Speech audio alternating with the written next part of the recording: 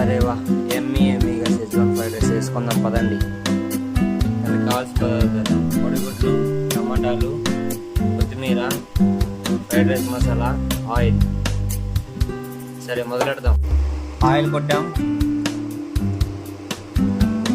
Egg మిశ్రమం కొట్టాం, egg కలిపి కొట్టాం, టమాటా కొట్టాం,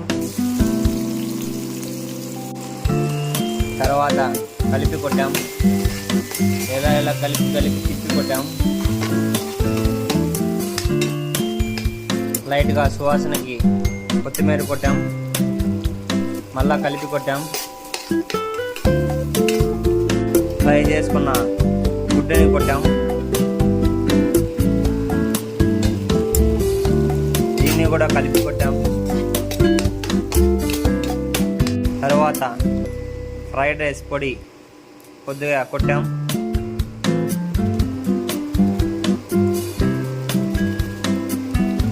తర్వాత కలిపి కొట్టాం. తర్వాత రైస్ కొట్టాం, తర్వాత రైస్ని తిప్పి కొట్టాం. బాగా తిప్పి కొడుతున్నాం. కొద్దిగా పచ్చిమిర్చి కొట్టాం, అలాగే కొద్దిగా ఉప్పు కొట్టాం, అలాగే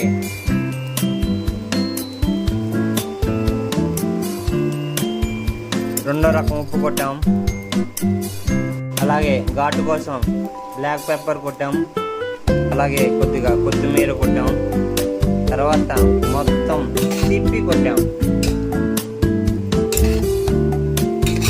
చివరికి ఫుల్గా కలిపి కొట్టాం.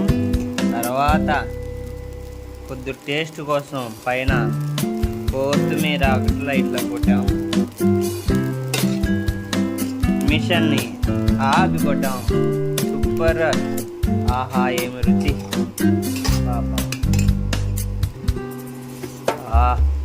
తినండి.